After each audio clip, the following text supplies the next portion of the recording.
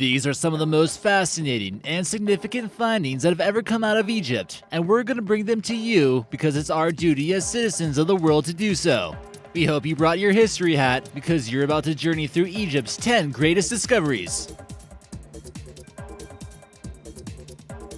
Hey guys, how are you doing? I'm American Eye, and I'm going to be your guest host right here on Titanic. Enjoy the video. Number 10. Valley of the Golden Mummies. So to kick things off here, we thought we'd just go ahead and show you this gigantic burial site that's located at the Bahariya Oasis.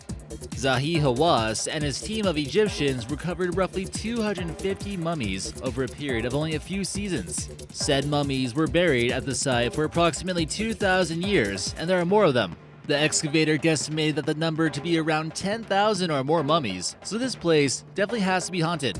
A lot of the 2,000-year-old mummies were in pretty good condition and were decorated with a lot of different styles, although there are about 4 main styles at Bahariya. This includes lots and lots of artifacts, including jewelry, jars, coins, and pottery.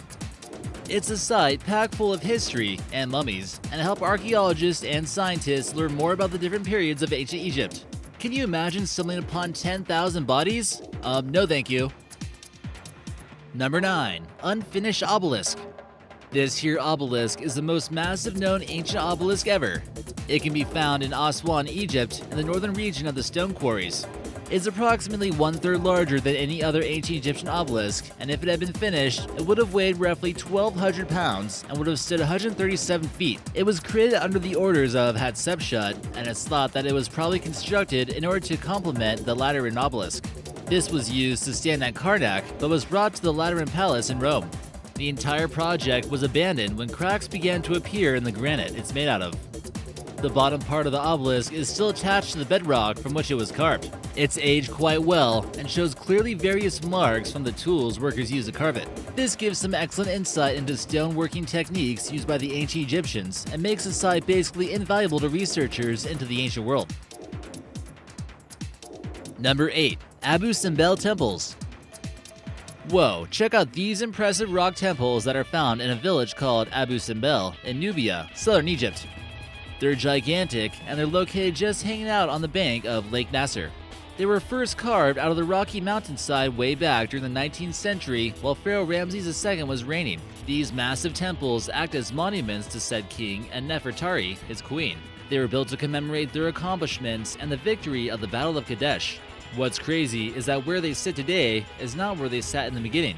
In 1968, the entire complex was moved to an artificial hill that sits high above the Aswan High Dam Reservoir. Otherwise, it would have been submerged underwater when Lake Nasser was created. Also, the temples kind of disappeared for a time and were all but forgotten. They became covered in sand over time and left to the elements until their rediscovery in 1813. How does one just forget and lose these temples? Number 7. KV-17. This here tomb is known by a few different names, including the Tomb of Apis, Belzoni's tomb, and the Tomb of Samus, son of Nechos. It's situated in the Valley of the Kings in Egypt and is the tomb of a 19th dynasty pharaoh, Pharaoh Seti I to be exact. It just so happens to be one of the best and most well-decorated tombs in the entire valley, but is unfortunately closed to the public at this point in time because of damage. But if you hold a Luxor pass or a 1,000 EGP entry ticket, you can still go and see it. The tomb was damaged when the translator of the Rosetta Stone, Jean-François Champollion, removed a wall panel. More things were removed in the 1800s.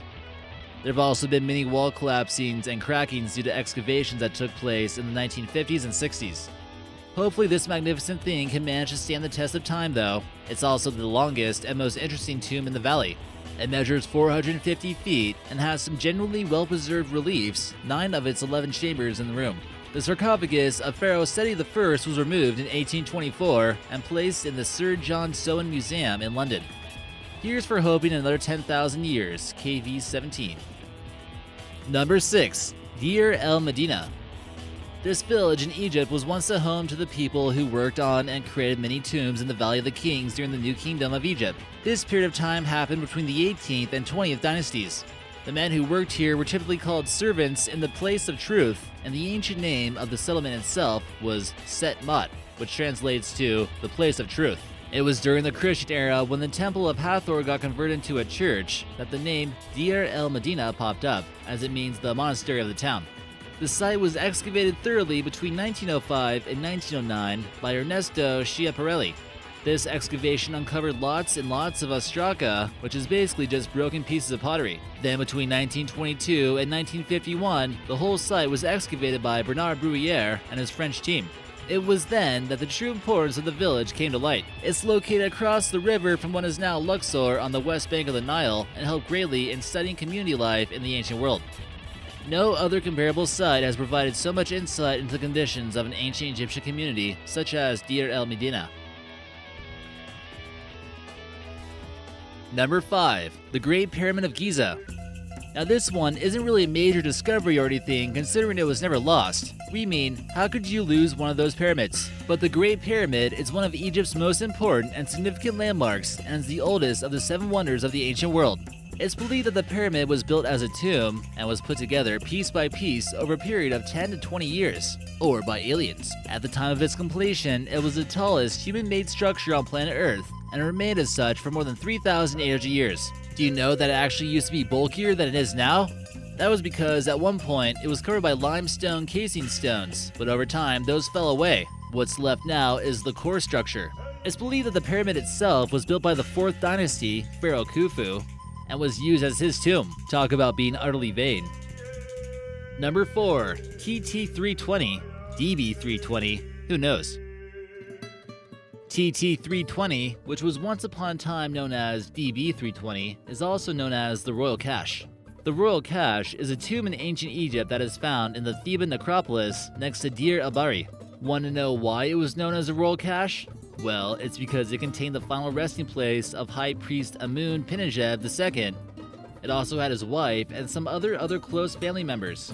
In total, there are mummified remains of more than 50 different kings and queens from the New Kingdom. There's also members of royalty found here, including the funeral equipment used in their mummifications. It was also later used in the 21st dynasty as a cache for royal mummies from that time. In the beginning, it was thought to be the tomb that belonged to the queen from the 18th dynasty, but upon further exploring, they found out that she was actually placed near the entrance, indicating that she had been put in last. They went a little bit deeper and found mummies from before then, which meant that it wasn't her tomb after all. At least it was reported though in 1881, but it's believed that the El Rasul family probably found out closer around 1871, considering several items from the tomb showed up on the antiquities market back in Luxor in 1874. Number 3. Tutankhamun. Now, it's no secret that the discovery of King Tutankhamun, aka King Tut, is a significant and important discovery in Egyptian history. King Tut was a really young pharaoh whose tomb was in the Valley of the Kings, and the reason it's so popular and well known is because all the valuable antiquities were found inside. KV62 is the designation for King Tut's tomb. It was discovered a long time ago, way back in 1922 by Howard Carter. It managed to escape the tomb clearances that happened near the end of the 20th dynasty because it ended up underneath workmen's huts that were built during the Ramesside period. Before it was discovered in 1922, the tomb had been robbed and then resealed twice and then left in total disarray. Though it was small and compact, it contained a lot of stuff, a lot of valuable stuff. It's gone down in history as one of the most important discoveries in Egypt ever. We'd be willing to bet that King Tut is one of the first things that come to mind when you think of ancient Egypt, right? Number 2. The Cairo Manuscript. This thing was a pain in the butt to get reconstructed, but its importance cannot be ignored. The 4,000-year-old leather manuscript is both the longest and the oldest leather-bound manuscript from ancient Egypt. It contains many interesting things too. Spells, lots of drawings of supernatural and divine beings, many new religious texts, and more can be found within the pages of this book. Keep in mind that this book predates the Book of the Dead. It was discovered in fragments scattered along the shelves of the Cairo Museum in 2015. It had sat on those shelves for who knows how long, but the guess is that it was wholly forgotten about from the time of the Second World War. Some of those who actually had direct contact with the book either perished during or afterwards. Crazy how such an important manuscript can just be set up on a shelf and become forgotten about. You'd like to think they keep better tracks of those things, right? And number 1, the Khufu Ship. This thing was quite the find, as it's a full, intact vessel that dates back to ancient Egypt times. It was found right at the Great Pyramid of Giza, sealed in a pit in the Giza Pyramid Complex. The reason it's called the Khufu Ship is because it's believed that it was built by King Cheops, aka King Khufu. This was a pharaoh of the Old Kingdom of Egypt during the 4th dynasty. The ship was buried alongside many other grave goods, so it could be used in the afterlife. But it was buried near mummies and didn't contain any in itself. The ship is 143 feet long and 19.5 feet wide. This was one of 2 ships that were rediscovered by Kamal el-Malak back in 1954. It's been untouched by human hands since that time.